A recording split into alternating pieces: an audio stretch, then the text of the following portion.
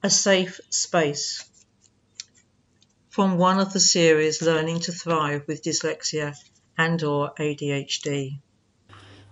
This is a story about a very wonderful little boy. And this little boy came to me. He was 10 years old and struggling with spelling at school. One of the things that he also complained about was that different classrooms made him feel different. And I asked him which classrooms made him feel the happiest, and he told me this was the maths classroom. And I asked him which classroom didn't make him feel very happy, and he said it was the English classroom. We covered grounding, which he seemed to absolutely transpose himself into another world as he sat there so very, very quietly.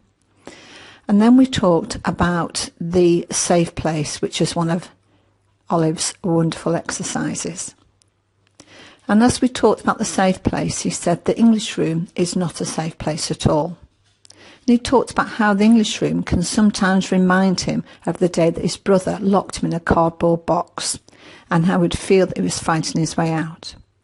And when I asked him what kind of safe room would you like the English room to be, he said a little bit like a room that's full of glass and windows at the bottom and the sky at the top, so you can see through the top and you can see through the stars.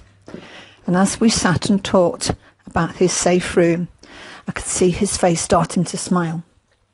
And we practiced. He would walk out of my room and I would put a note under the door to say, this is the classroom you're walking in. So we would choose between maths and English.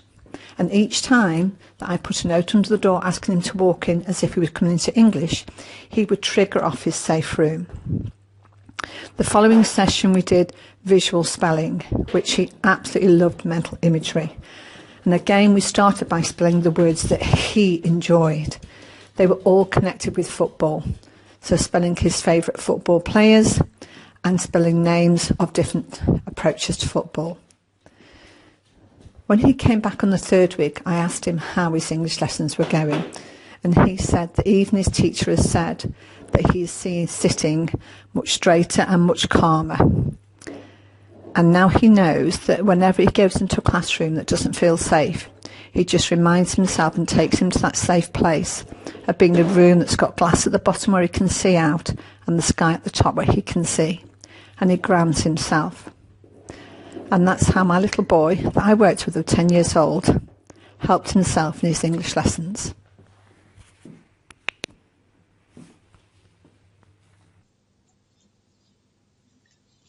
This story was from Cheryl, one of the Empowering Learning Coaches.